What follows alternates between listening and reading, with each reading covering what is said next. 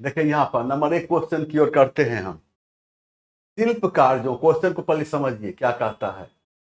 शिल्प कार्यों से संबंधित कथनों में से असत्य कथन की पहचान की। यानी यह 3 दिया हुआ है, 3 में से एक असत्य कथन चुन, और यहाँ पर असत्य कथन, इसको हम घेर देते हैं। अब पढ़ते हैं। तुर्कोदा पूरी तरह से शिल्प कार्यों में संलग्न था। बिल्कुल सही है। शिल्प कार्यों में मन के बनाना, धातु कर्म शामिल था। यह भी सही है।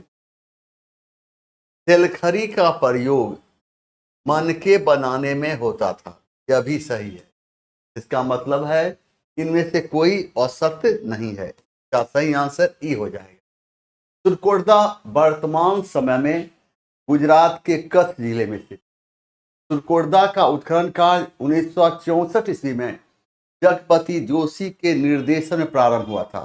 तुर्कोदा के उत्खनन से घोड़े की अस्थियां प्राप्त हुई हैं, लेकिन सिंधु सभ्यता काल के लोग घोड़े जैसे जानवर की महत्ता से परिचित नहीं थे।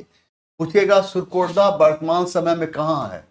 वर्तमान समय में गुजरात के, वर्तमान समय में गुजरात के कच्छ जिले में स्थित।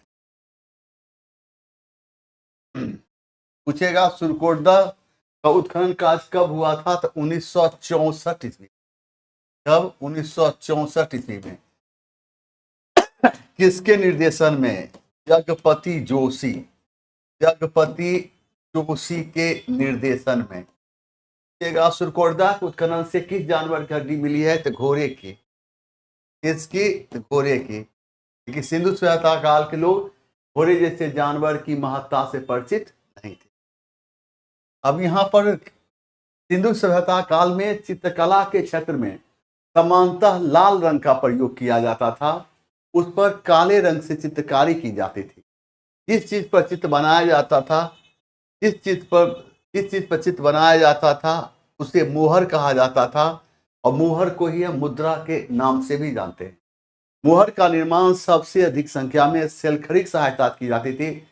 इसके बाद पकी हुई मिट्टी की सहायता से मोहर का निर्माण किया जाता था। मोहर बेलनाकार, वर्गाकार, आयताकार एवं वृत्ताकार होते थे। मोहर पर सबसे अधिक संख्या में एक श्रृंगी बैल की आकृति अंकित मिलती है। पूछेगा सिंधु सभ्यता काल में चित्रकला क्षेत्र में सामान्यतः किस रंग का प्रयोग होता था? लाल रंग का प्रयोग। उस पर किस रंग से चित्रकारी की जाती थी?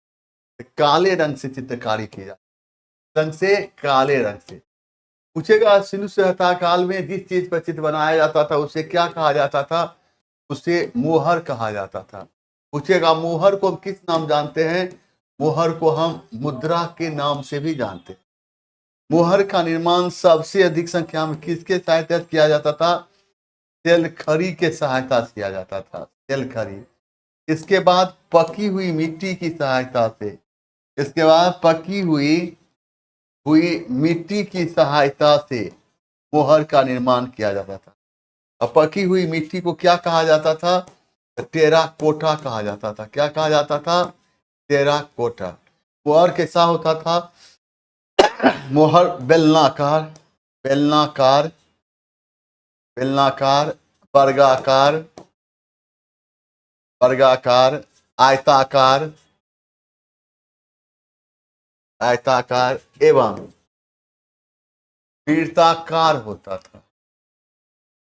मोहर पर सबसे अधिक संख्या में एक श्रृंगी बैल की आकृति, एक श्रृंगी बैल की आकृति, एक श्रृंगी बैल की आकृति अंकित मिलती है। यहां पर देखें, जैन धर्म के संबंध में निम्नलिखित कथनों पर विचार कीजिए। जैन धर्म के सिद्धांतों का उपदेश देने वाली दिगंबर कहलाते थे। ये गलत है। असत्य कथन चुनना है। पार्श्वनाथ जैन धर्म के 23वें तीर्थंकर थे। ये सही है। क्योंकि असत्य चुनना है इसलिए इसका आंसर ए होगा। हम देखते हैं कि प्रथम जैन संगति के समय जैन धर्म 2 भागों में बट गया, श्वेतांबर एवं दिगंबर। श्वेत वस्त्र पहनने वाले को श्वेतांबर कहा गया और वस्त्र नहीं पहनने वाले को दिगंबर कहा गया। इस प्रकार जैन गुरु अस्तुलबाहु के समर्थक श्वेतांबर कहलाए, जैन गुरु भद्रबाहु के समर्थक दिगंबर कहलाए। आपसे प्रश्न पूछा जाएगा कि प्रथम जैन संगति इस समय जैन धर्म कितने भागों में बट गया था? जैन धर्म कितने भागों में बट गया था? तो जैन धर्म 2 भागों में बट गया। कितने भागों में? 2 भागों में बट गया था। कौन कौन? श्वेतांबर, श्वेतांबर एवं दिगंबर। श्वेतांबर एवं दिगंबर। श्वेतांबर कैसा वस्त्र पहनते थे? श्वेतांबर श्वेत वस्त्र पहनते थे, श्वेत वस्त्र पहनते थे। और दिगंबर, दिगंबर वस्त्र नहीं पहनते थे, वस्त्र नहीं पहनते थे। जैन गुरु अस्थूलबाहु के समर्थक, जैन गुरु अस्थूलबाहु के समर्थक, अस्थूलबाहु के समर्थक, अस्थूलबाहु के समर्थक श्वेतांबर कहलाए। जैन गुरु भद्रबाहु के समर्थक, जैन गुरु भद्रबाहु के समर्थक, भद्रबाहु के समर्थक दिगंबर कहलाए, दिगंबर कहलाए। आ जाए, यहां देखिए, ईरानी शासक और अक्षयास के संबंध में निम्नलिखित कथनों पर विचार कीजिए। यहां पर क्या कहता है? सत्य कथन चुन। जब एग्जाम में सत्य और सत्य पूछे ना, क्वेश्चन से ये मार्क कर दीजिए, वरना गलती होने की संभावना कम रहेगी। तो यहां पर क्या है? वह जर्सिस का उत्तराधिकारी था। गलत है। ये जर्सिस किसका? जर्सिस इसी का, यानी याद रखना है जर्सिस कौन था। जर्सिस देखिए अयार्स का ही एक नाम था। ठीक है, यहां पर सत्य कथन चुनना है। उसने भारतीयों को अपनी फौज में शामिल किया, बिल्कुल यह भी सही है। उसने यूनानियों के विरुद्ध युद्ध में भाग लिया था, यह भी सही है। सत्य कथन चुनना है तो 2 और 3 सही है। तो 2 और 3 किस में है? तो ए में है। तो चूंकि एक असत्य है, असत्य में कौन है? एक। क्लियर? आइए, मौर्योत्तर कालीन व्यापार के संबंध में कौन सा कथन सत्य नहीं है? तो कौन सा कथन सत्य नहीं है? तो मथुरा बस निर्माण का केंद्र बन गया था, बिल्कुल सही है। भारतीय दंत शिल्प की वस्तुएं अफगानिस्तान और रोम से मिली हैं, सही है। उत्तर भारत में रंगरेजी एक उन्नत शिल्प था, यह गलत है। उत्तर भारत नहीं, उत्तर भारत नहीं, यहां होना चाहिए दक्षिण भारत। दक्षिण भारत, दक्षिण भारत में खासकर कहां? तमिलनाडु, तमिलनाडु। समझ गए? क्लियर है? आइए, यहां गुप्तकालीन राजस्व प्रशासन के संबंध में निम्नलिखित कथनों पर विचार कीजिए। राज्य द्वारा उपज के चौथे भाग से लेकर छठे भाग तक कर के रूप में विलय किया जाता था, और यह बिल्कुल सही है, सत्य कथन है। राजकीय सेना के अभियान का खर्च राजकीय कोष से होता था, यह गलत है। इस यानी कि राजकीय सेना के अभियान, राजकीय सेना के पूछ रहा है, राजकीय सेना के अभियान का खर्च राजकीय कोष से होता था? नहीं। जिस मार्ग से होकर सैन्य अभियान होता था, वहां के स्थानीय जनता को सैन्य खर्च का वहन करना होता था। इसलिए दो सही नहीं है, क्योंकि सत्य चुनना है, एक सही। यानी याद रखना है, राजकीय सेना के अभियान का खर्च राजकीय कोष से राजकीय कोष से नहीं, स्थानीय जनता के द्वारा पूरा किया जाता है। स्थानीय जनता के द्वारा, स्थानीय जनता के द्वारा पूरा किया जाता था।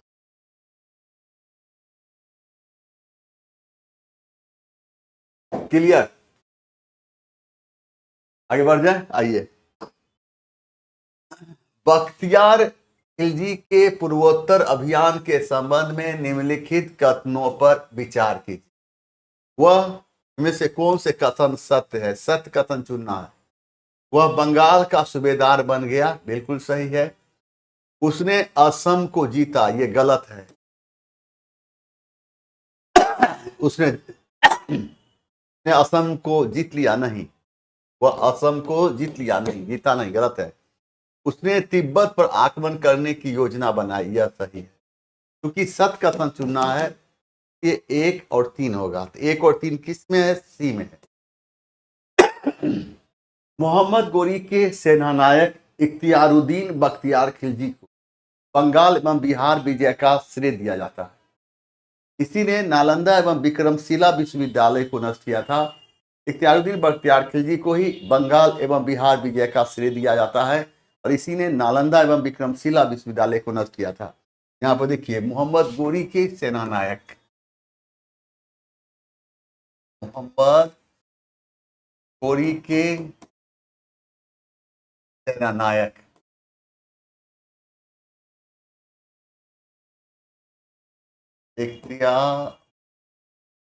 इख्तियारुद्दीन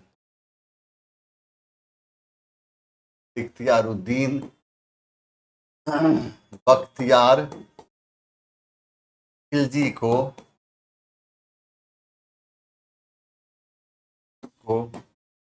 बंगाल एवं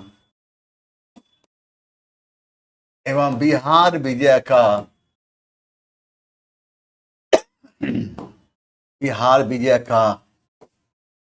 श्रेय दिया जाता है। इसी ने नालंदा एवं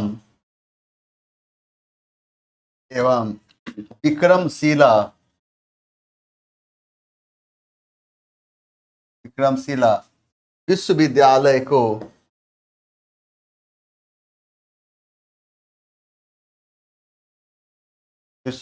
को नष्ट किया था।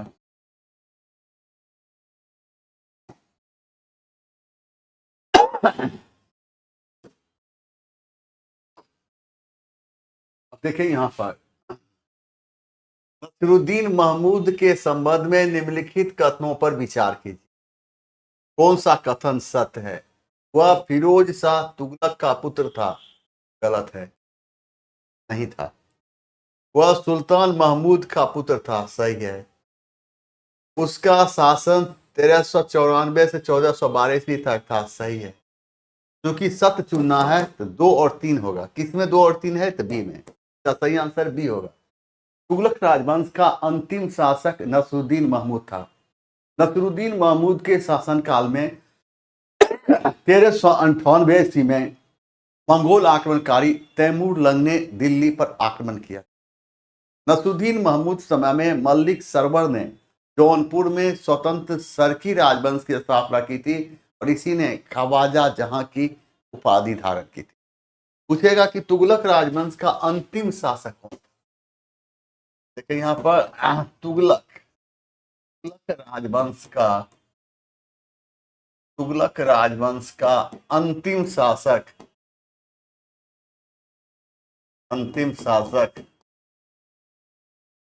नसीरुद्दीन महमूद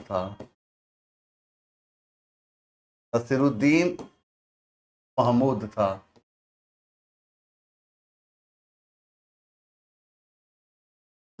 इसके समय में इसके समय में 1398 ईस्वी में मंगोल आक्रमणकारी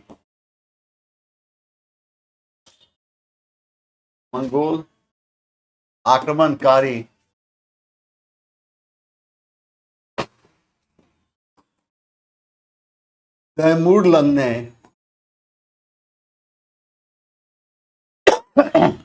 ने दिल्ली पर आक्रमण किया था।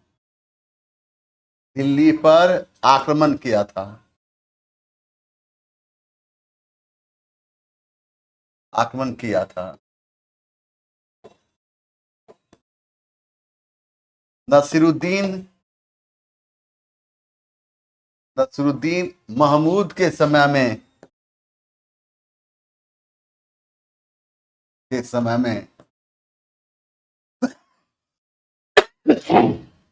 नसीरुद्दीन महमूद समय में मलिक सरवर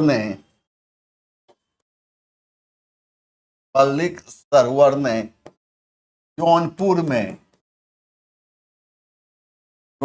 में स्वतंत्र सरकी राजवंश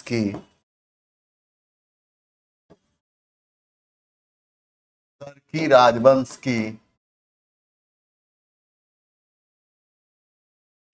स्थापना की थी।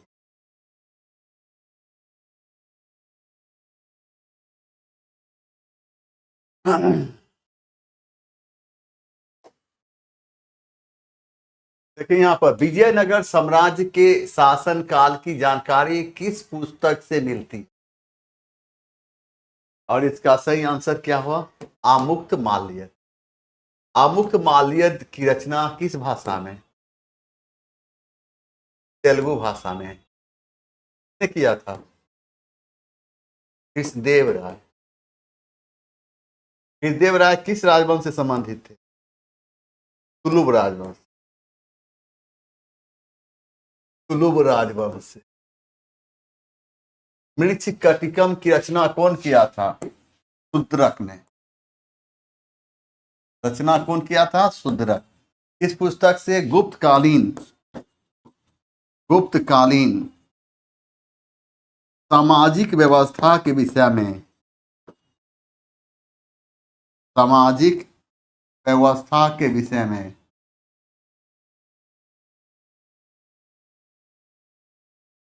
में जानकारी मिलती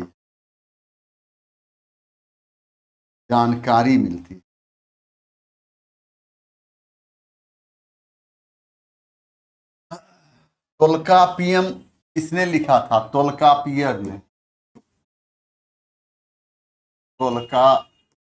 ने।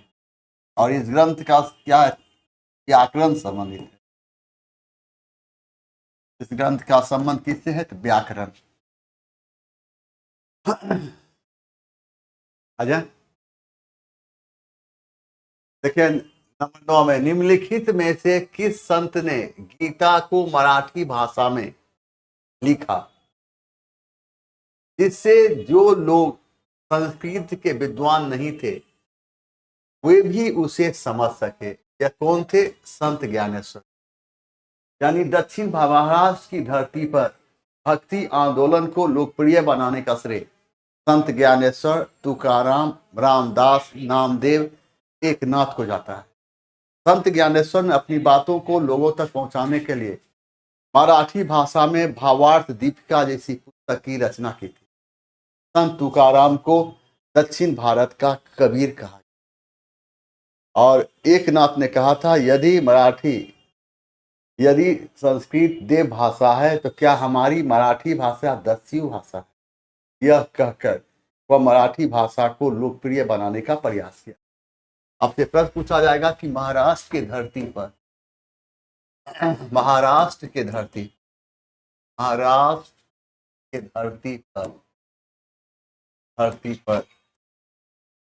कैसे धरती पर भक्ति आंदोलन को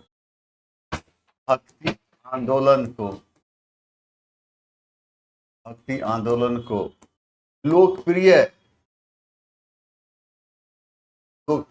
बनाने का श्रेय लोकप्रिय बनाने का श्रेय जाता है संत ज्ञानेश्वर, संत ज्ञानेश्वर, तुकाराम, रामदास, एकनाथ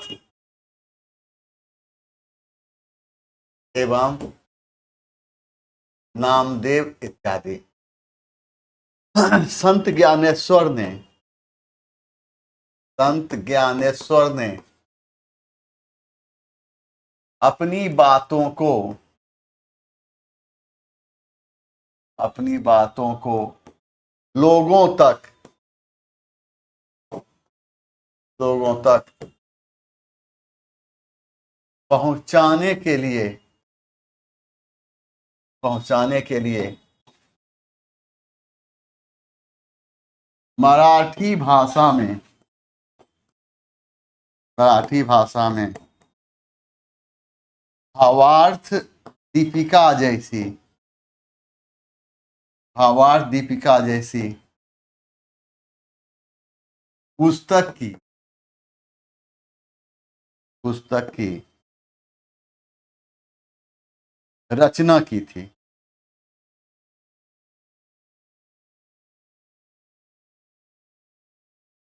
देखें यहां पर संत तुकाराम को, संत तुकाराम को, संत तुकाराम को दक्षिण भारत का, दक्षिण भारत का कबीर कहा जाता, कबीर कहा जाता था।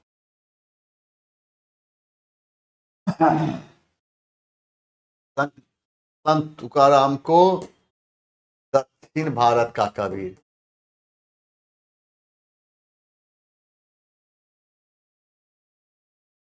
एकनाथ कहाँ? तो महाराष्ट्र की धरती,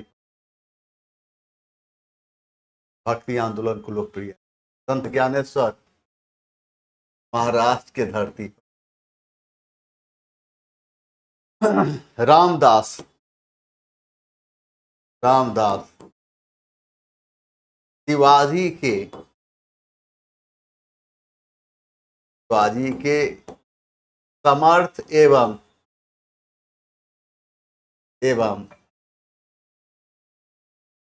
आध्यात्मिक गुरु थे, आध्यात्मिक गुरु थे। नंबर 10, हुमायूं और शेरशाह के बीच कन्नौज का युद्ध कब हुआ था?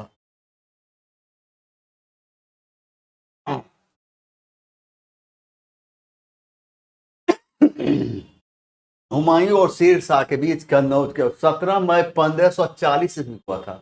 इस युद्ध में शेरशाह ने हुमायूं को पराजित किया था। तो शेरशाह और हुमायूं के बीच 26 जून 1539 ईस्वी। और हम देखते क्या है कि शेरशाह हुमायूं के बीच 26 जून 1539 ईस्वी जो युद्ध हुई, इसे हम चौसा के युद्ध के नाम जानते हैं। और चौसा के युद्ध में शेरशाह ने हुमायूं को पराजित किया था। यानी शेरशाह और हुमायूं के बीच जब युद्ध की बात करते हैं, फिर यहां पर हम कहेंगे चौसा का युद्ध, चौसा का युद्ध। इसका एक्यूरेट डेट पूछेगा आपसे, चौसा का युद्ध कब हुआ था? 26 जून 1539 ईस्वी। इस युद्ध में क्या हुआ था? इस युद्ध में शेरशाह ने हुमायूं को पराजित किया, पराजित किया। ठीक है। पिलग्राम का युद्ध, पिलग्राम का युद्ध, इसे हम किस नाम जानते हैं? इसे हम कन्नौज के युद्ध के नाम से भी, के नाम से भी जानते हैं। यह युद्ध 17 मई 1540 ईस्वी को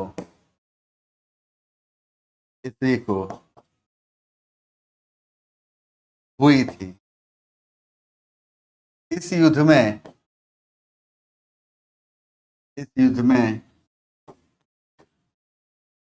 शेर शाह ने पुनः हुमायूं को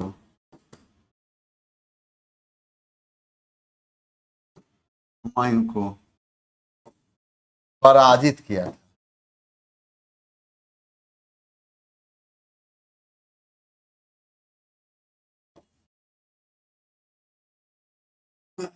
आइए अब देखिए यहाँ पर नंबर 11 में, जागीरों के आवंटन के लिए राजस्व विभाग को एक बही रखनी पड़ती थी। उसे क्या कहा जाता था? उसे जमादामी कहा जाता। तो क्या है यहाँ पर? जागीरों के आवंटन के लिए राजस्व विभाग को एक बही रखनी पड़ती थी। उसे क्या कहा जाता था? जमादामी।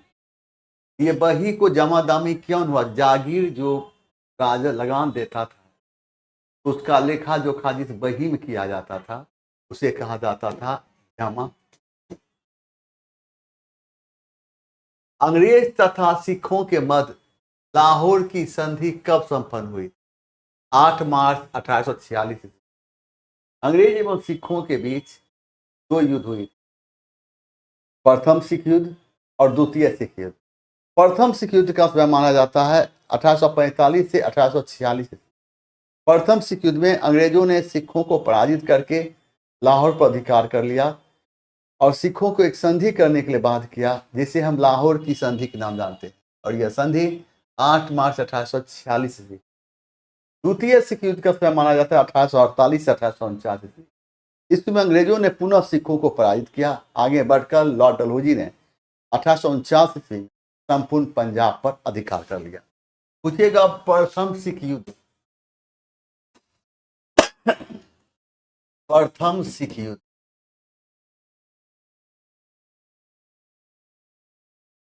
युद्ध का समय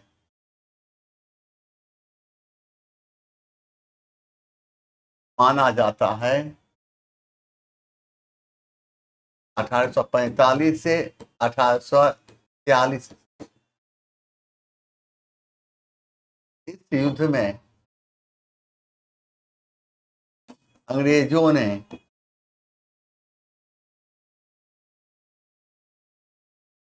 ने सिखों को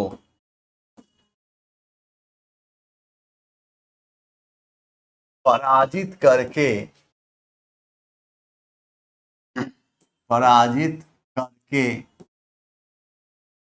एक संधि करने के लिए बाध्य किया था,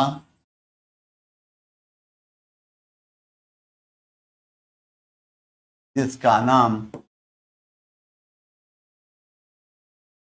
नाम लाहौर की संधि।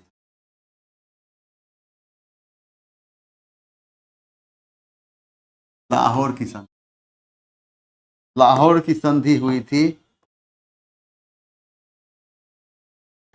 लाहौर की संधि हुई थी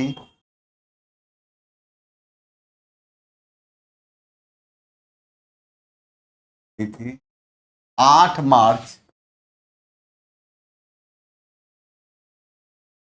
1846 ईस्वी।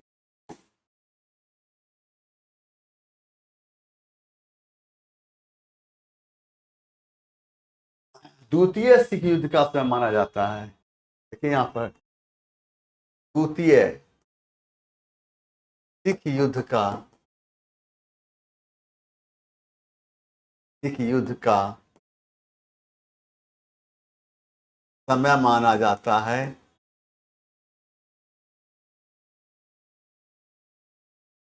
1848 से 1849 ईस्वी। इस युद्ध में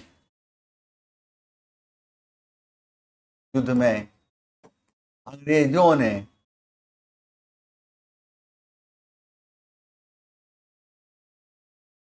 सिखों को पुनः पराजित किया था।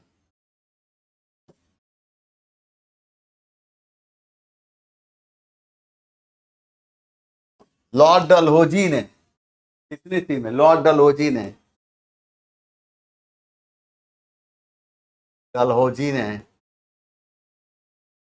1849 ईस्वी में संपूर्ण पंजाब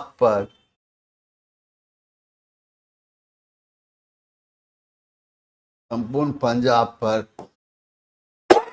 अधिकार कर लिया था। अधिकार कर लिया।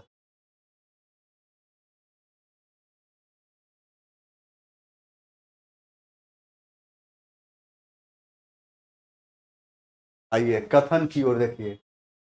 कथन 19वीं सदी के मध्य तक भारत में यातायात के साधन बहुत पिछड़े हुए थे। यातायात बैलगाड़ी और टांगों तक सीमित था। बिल्कुल सही है। ए और आर दोनों सही है तथा आर ए की सही व्याख्या है।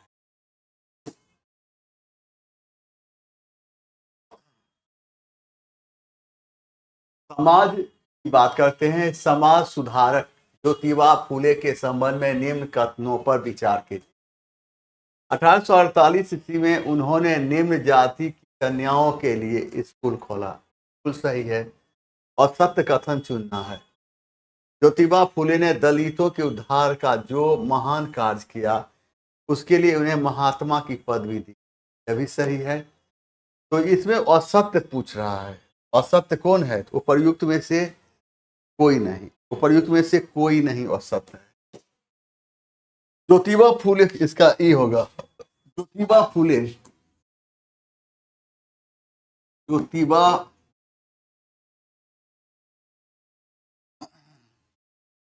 ज्योतिबा फूले ने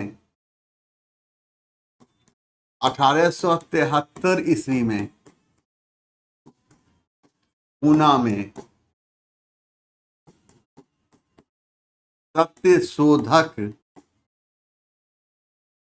सत्यशोधक समाज की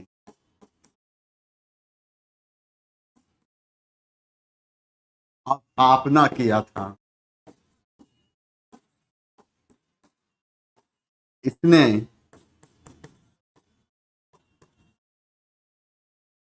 गुलामगिरी जैसी पुस्तक की रचना की थी। पुस्तक की रचना की थी।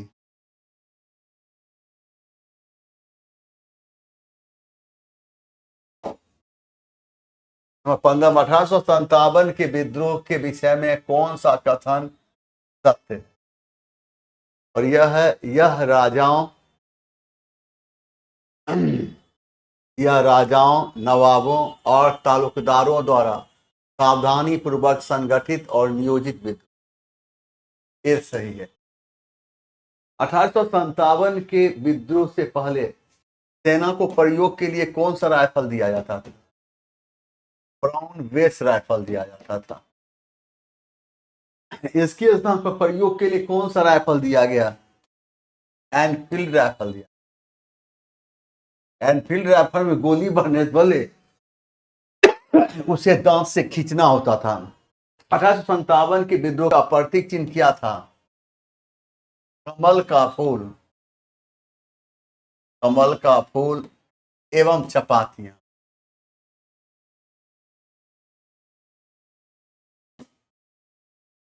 1857 विद्रोह से भारत का गवर्नर जनरल कौन था? लॉर्ड कैनिंग था। ब्रिटेन का प्रधानमंत्री कौन था? लॉर्ड पामस्टन था।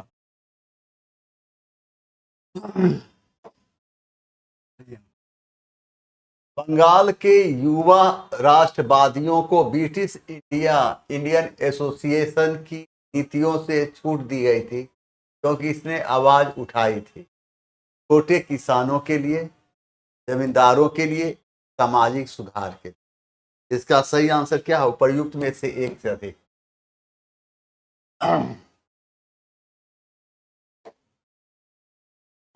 निम्न में से कौन स्वराज पार्टी के संस्थापक संबंधित थे? चित्तरंजन दास और मोतीलाल नेहरू। 2 और 4, 2 और 4 किस में है? इसमें।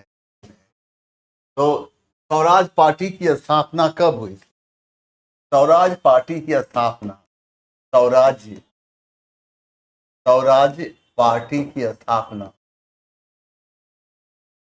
स्वराज पार्टी की स्थापना 1 जनवरी 1923 ईस्वी। हाँ, इलाहाबाद की धरती। स्वराज पार्टी की स्थापना कौन किया था? चित्तरंजन दास एवं मोतीलाल नेहरू। मोतीलाल नेहरू। चित्तरंजन दास स्वराज पार्टी के अध्यक्ष स्वयं थे। सचिव किसको बनाया गया था? मोतीलाल नेहरू को। स्वराज पार्टी ने अपने सदस्य किसको? विठल भाई पटेल को, विठल भाई पटेल को सेंट्रल लेजिस्लेटिव असेंबली का, सेंट्रल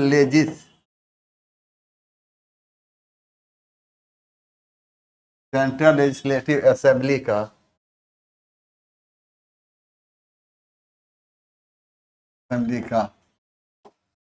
अध्यक्ष बनाने में,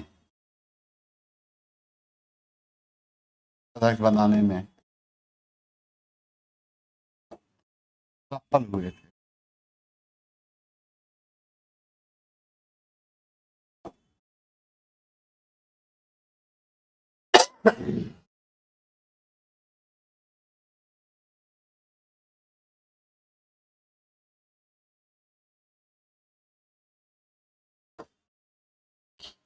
आइए यहाँ पर देखिए ये क्या है। साइमन कमीशन के संबंध में कौन सा कथन असत्य है? असत्य चुन। कांग्रेस ने साइमन कमीशन का बहिष्कार किया था, सही है। हिंदू महासभा तथा मुस्लिम लीग ने भी कमीशन का विरोध किया, तो सही है। इस कमीशन ने सभी वर्गों में दलों में फूट डालती थी, गलत है। यानी ये गलत है तो असत्य कह रहा है, तो इसका सही आंसर सी होगा।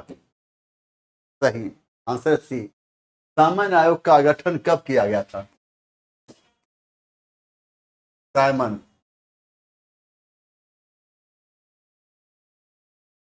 आयोग का गठन 1927 ईस्वी में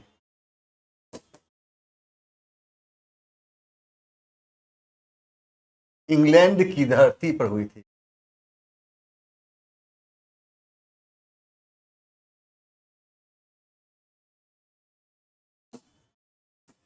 साइमन आयोग,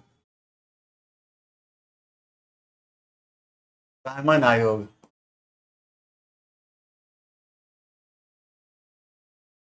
भारत में सर्वप्रथम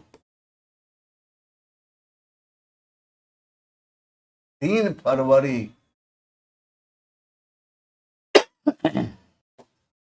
1928 को मुंबई आया था। साइमन आयोग में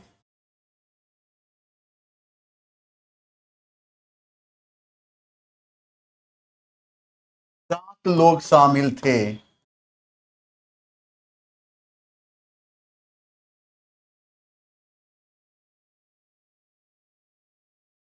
इनमें एक भी भारतीय को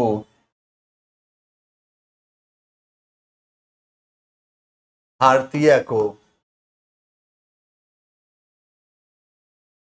शामिल नहीं किया गया था, शामिल नहीं किया गया था।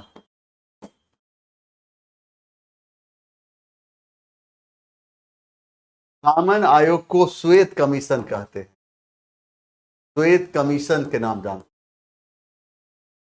सामन आयोग का विरोध लखनऊ की धरती पर जवाहरलाल नेहरू, जवाहरलाल नेहरू एवं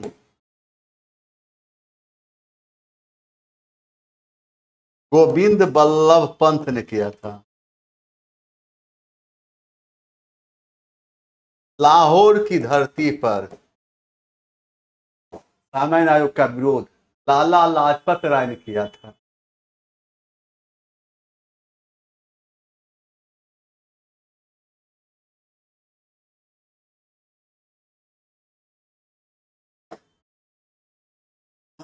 भारत छोड़ो, भारत छोड़ो आंदोलन के संबंध में निम्न कथनों पर विचार कीजिए। यह एक स्वतः स्फूर्त एवं हिंसक आंदोलन था। हाँ, और सत्य कथन चुनना है। इस आंदोलन को सभी वर्गों का समर्थन प्राप्त था। नहीं, इस आंदोलन के दौरान संयुक्त प्रांत बिहार, पश्चिमी बंगाल, उड़ीसा, आंध्र प्रदेश, तमिलनाडु एवं महाराष्ट्र के अनेक भागों में ब्रिटिश शासन लुप्त। इसका आंसर क्या होगा? और सत्य चुनना है। इसका सही आंसर सी। भारत छोड़ो आंदोलन समय भारत के कई भागों में समानांतर सरकार का गठन किया। सर्वप्रथम समानांतर सरकार का गठन उत्तर प्रदेश के बलिया जिले में तू पांडे के नेतृत्व में। इसके बाद बंगाल के मिदनापुर जिले में समानांतर सरकार का गठन किया गया। महाराष्ट्र के सतारा जिले का समानांतर सरकार सबसे लंबे समय तक के लिए पूछेगा। भारत छोड़ो आंदोलन समय भारत के कई भागों में, भारत छोड़ो आंदोलन के समय, भारत छोड़ो आंदोलन के समय भारत के कई भागों में समानांतर सरकार का गठन किया गया। सर्वप्रथम समानांतर सरकार का गठन बंगाल के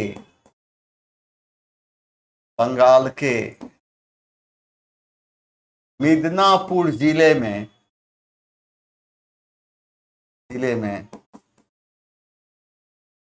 इतू पांडे के नेतृत्व में किया गया।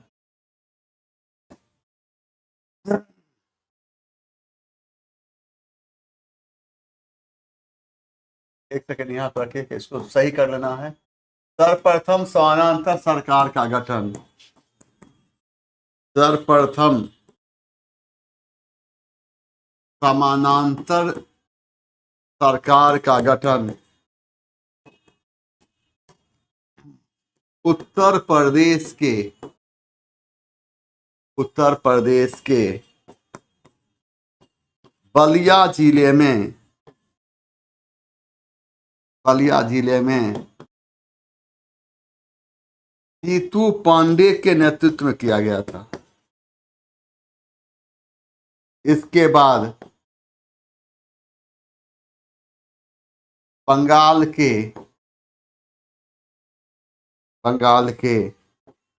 मिदनापुर जिले में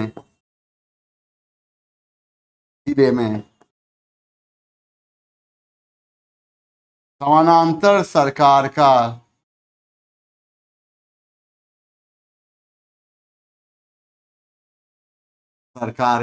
गठन किया गया था।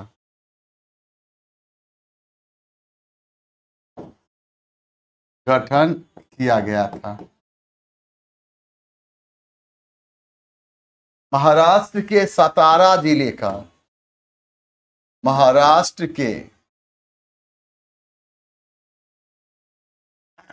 सतारा जिले का समानांतर सरकार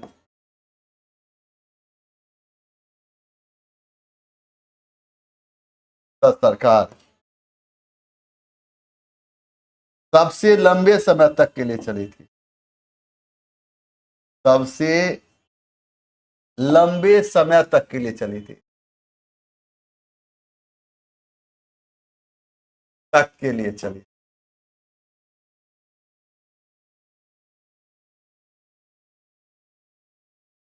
थी।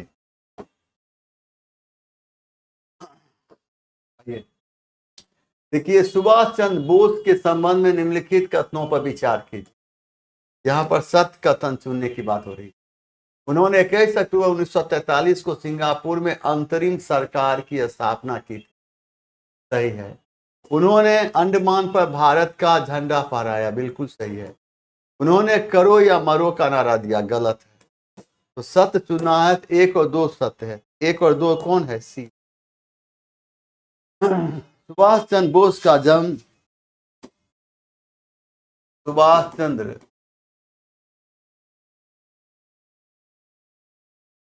बोस का जन्म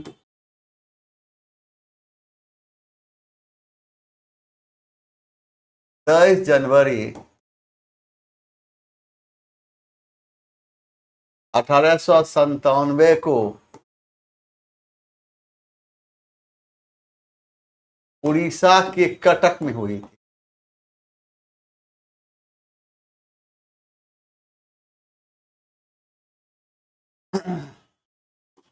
इनके जन्म की याद में, जन्म की याद में प्रत्येक वर्ष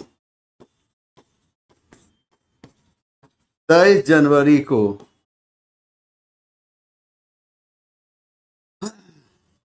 पराक्रम दिवस के रूप में, पराक्रम दिवस रूप में मनाया जाता है। आइए यहां पर आगे देखिए। बिहार का कौन सा राज्य उत्तर वैदिक काल का एक महत्वपूर्ण राज्य था? और इसका सही आंसर क्या होगा? इनमें से कोई नहीं। और आंसर क्या होना? विदेह होगा। विदेह। विदेह की राजधानी कहाँ थी? मिथिला। मिथिला। मगध की राजधानी राजगृह। बज्जी की वैशाली। अंग की, अंग की राजधानी चंपा।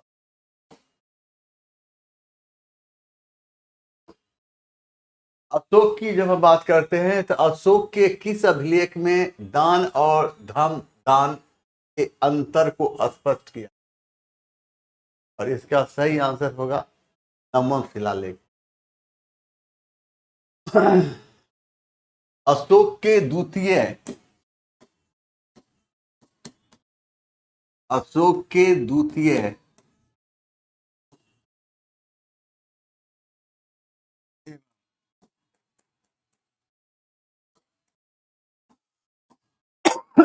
सातवें शिलालेख में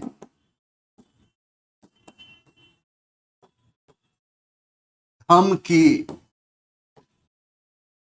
व्याख्या की गई है।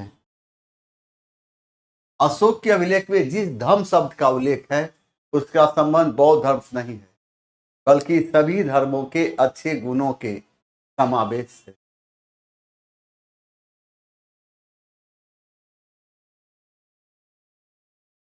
कैसे हैं?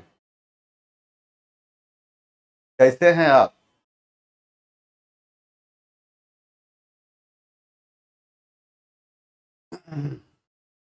कैसे हैं? कोई दिक्कत भी है? कैसी तबीयत है? कैसी तबीयत है? तेज बताइए।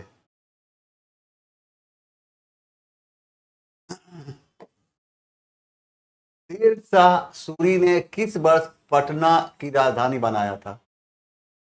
1541। शेर शाह ने सोने का जो सिक्का चलाया, शेर शाह ने सोने का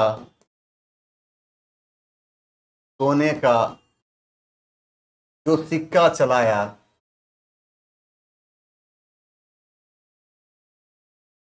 उसे हम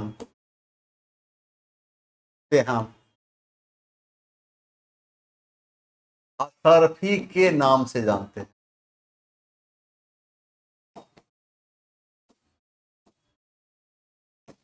शेर शाह ने तांबा का जो सिक्का चलाया उसे हम दाम के नाम जानते हैं। चांदी का जो सिक्का चलाया उससे हम रुपया के नाम जानते हैं। और रुपया नामक सिक्का चलाने वाला शेर शाह भारत का पहला था। कैसे हैं?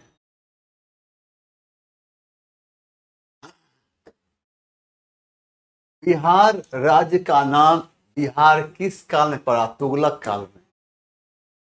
बिहार शब्द बिहार शब्द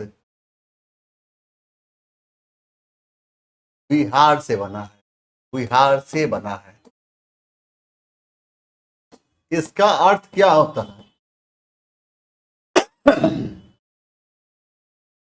इसका अर्थ होता है पौधों का विश्राम स्थल।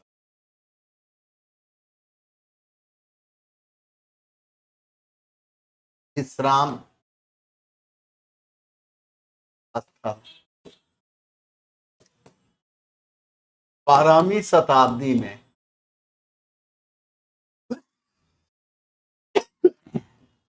मुस्लिम इतिहासकारों ने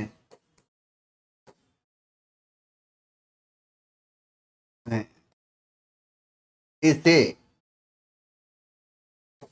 बिहार कहने लगे।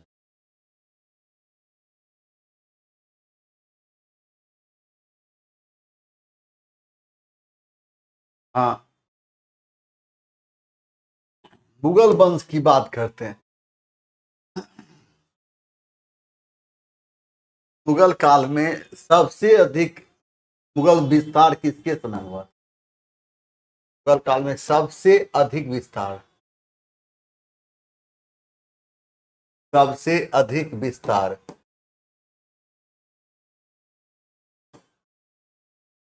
औरंगजेब के समय में।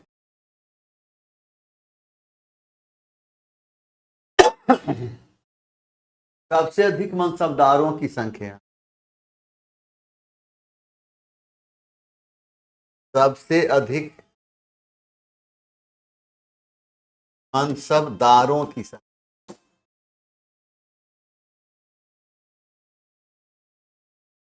किसके समय में? औरंगजेब के समय।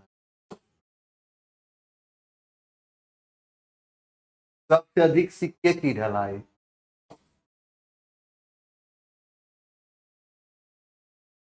सबसे अधिक सिक्के की ढलाई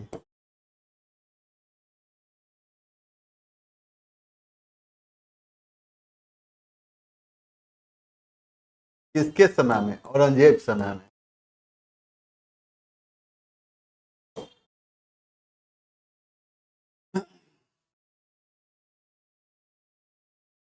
यहाँ पर खिलजी राजवंश, अलाउद्दीन खिलजी के समय में भूमि कर उपज का कितना लिया जाता था? 1/2। मुगल काल में भूमि कर कितना लिया जाता था? 1/3। शाहजहां के समय में कितना लिया जाने लगा था? 1/2। तुगलक काल में भूमि कर उपज का कितना लिया जाता था? 1/3 या 1/5। बिहार में किस दिन जयप्रकाश नारायण दिवस मनाया जाता है? 14 मार्च 1940। जयप्रकाश नारायण भारत छोड़ो आंदोलन के समय किस दिन भागे थे? दीपावली के दिन। दीपावली के दिन। और किस जेल से? हजारीबाग जेल से। भागकर कहाँ चले गए? नेपाल। किसका गठन किया था? आजाद रास्ता। इसका उद्देश्य क्या था? अंग्रेज इसका उद्देश्य अंग्रेज सरकार को क्षति पहुंचाना था।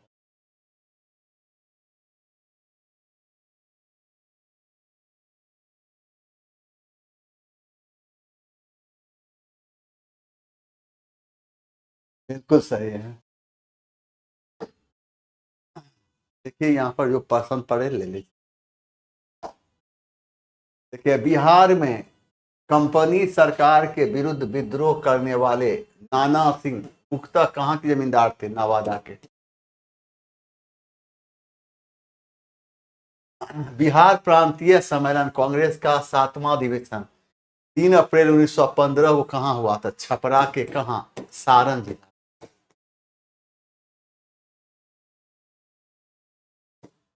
सारण जिला।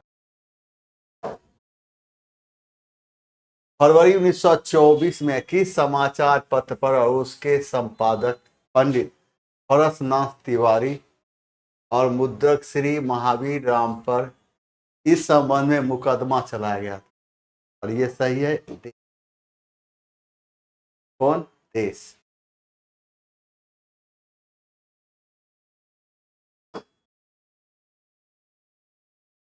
जगत नारायण लाल किस पत्रिका के संपादक थे? इनमें से कोई नहीं। के संपादक कौन थे? महावीर। महावीर के संपादक।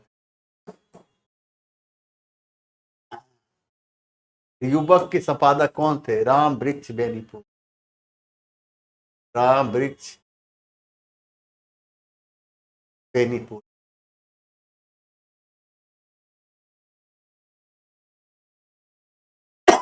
अमृत बाजार पत्रिका का प्रकाशन किसने किया था?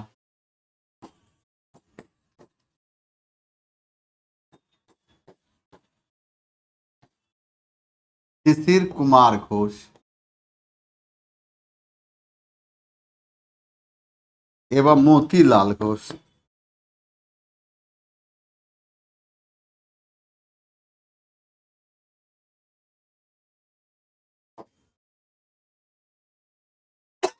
बिहार के किस जिले के जेल कैदियों ने नंगी हड़ताल की थी? कहाँ का? छपरा की। कब किया था? सविनय सविनय अवज्ञा आंदोलन समय।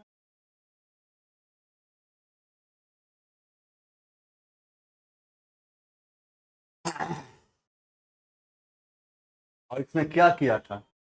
कर नहीं देने का, चौकीदारी कर। चौकी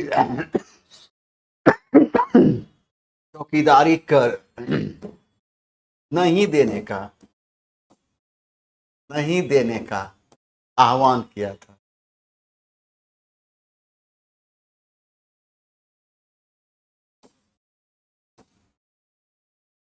नंगी हड़ताल क्यों किया गया? विदेशी कपड़ा, विदेशी कपड़ा की मांग। और कहा अगर विदेशी कपड़ा नहीं मिलेगा। अंग्रेजी सरकार से ये नंगी हड़ताल इसलिए हुई जेल में, कहा कि हम देसी कपड़ा पहनेंगे, अपने देश का कपड़ा। अगर हमें अपने देश की कपड़ा नहीं मिलेगी तो हम विदेशी कपड़ा नहीं पहने। विदेशी कपड़ा पहनने से इनकार करके और नंगी हड़ताल। और कहाँ के कैदी? छपरा। इस समय तो स्वाति ने अभियान। लिब्रे क्या है? फ्रांस की मुद्रा है। पादरी वर्ग कौन है?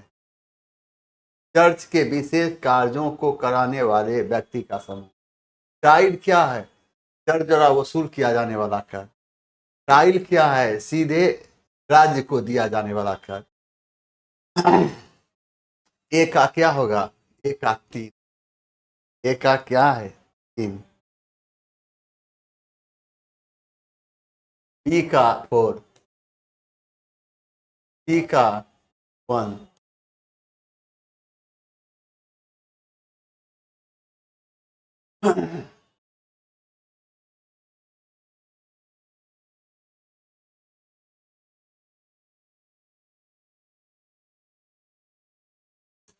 फ्रांस में जुलाई क्रांति कब हुई थी? 1830 ईस्वी। कब हुई थी? 27 जुलाई 1830। फ्रांस में जुलाई क्रांति।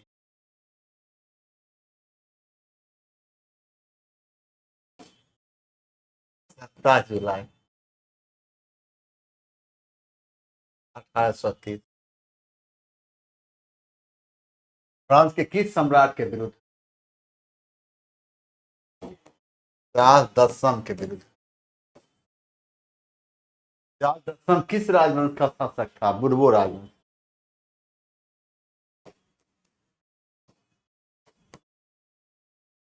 बुर्बो राजवंश का।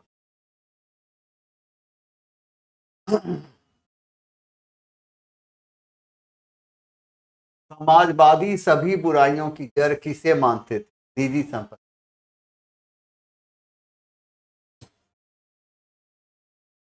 रॉबर्ट ओवन समाजवादी था, कहाँ का? का।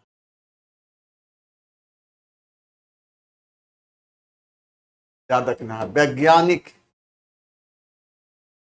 वैज्ञानिक समाजवाद का जनक जनक किसको कहा गया? रॉबर्ट ओवन को। कुलक से क्या समझते हैं? किसान की अच्छी, मतलब संपन्न किसान को। संपन्न किसान को किसान को कुलक कहा जाता था।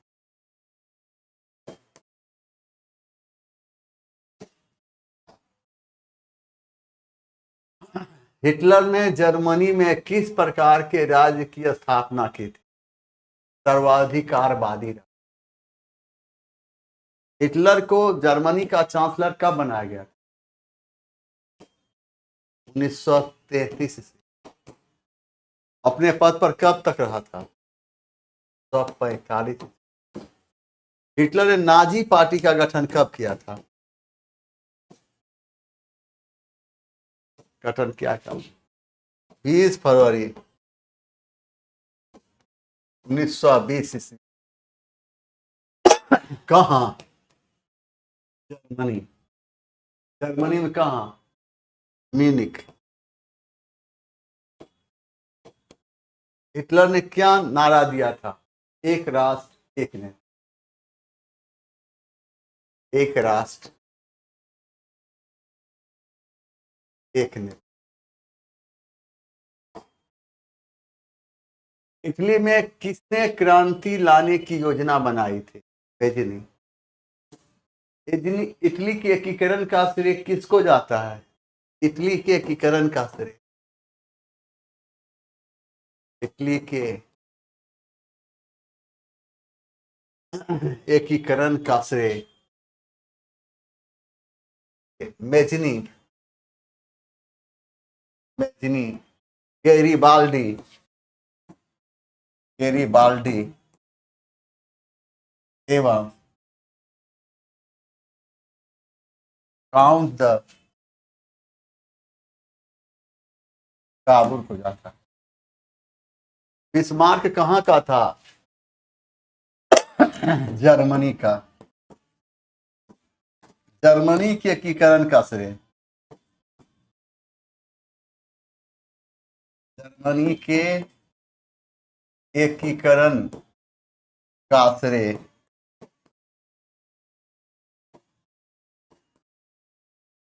बिस्मार्क को जाता है। कार्ल मार्क्स कहाँ का था? जर्मनी का। क्या नारा दिया था? दुनिया का मजदूर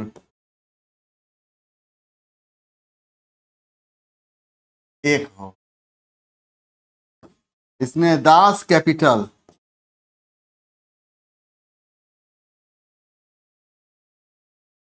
एवं कम्युनिस्ट मैनिफेस्टो जैसी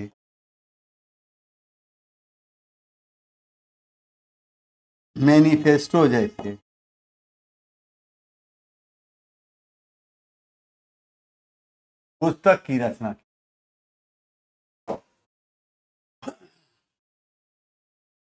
यहाँ देखिए, उस संधि का क्या नाम था जिसने आधिकारिक तौर पर युद्ध को समाप्त कर दिया? पेरिस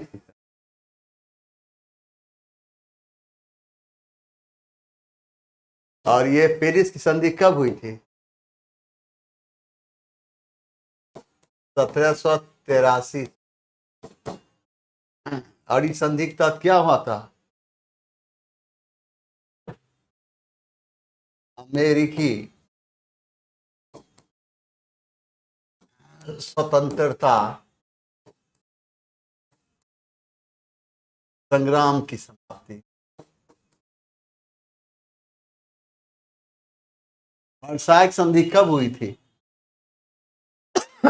28 जून 1919।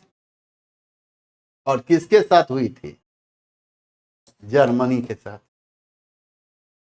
वाशिंगटन की संधि कब हुई थी? 1871 ईस्वी में। कौन कौन था? इंग्लैंड अब अमेरिका के बीच।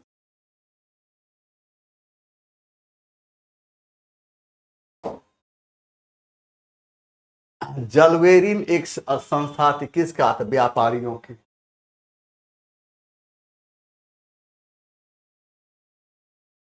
हाँ हाँ, पेरिस की एक पेरिस संधि 1919 में थी। सही बात है। और इस संधि के तहत राष्ट्रसंघ की स्थापना हुई थी। लेकिन ये पेरिस आधिकारिक तौर पर युद्ध की समाप्ति, ये पेरिस संधि 1783 में। और इस पेरिस संधि के तहत अमेरिकी स्वतंत्रता संग्राम की समाप्ति। लिबरेलिन एक संस्था थी व्यापारियों की। और ये कहाँ की संस्था थी? जर्मनी। इटली के एकीकरण का तलवार किसे कहा जाता है? गैरिबाल्डी। गैरिबाल्डी।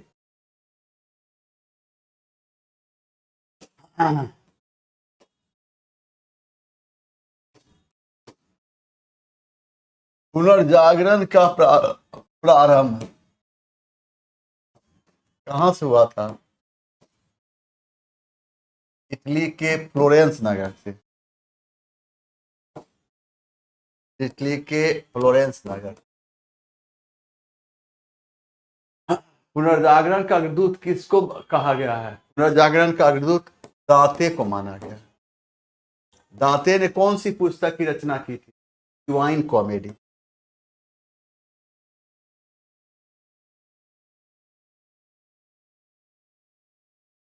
स्मार्ट कहाँ का था? जर्मनी का।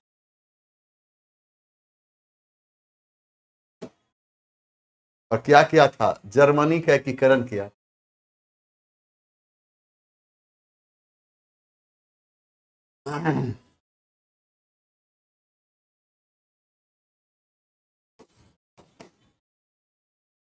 चले।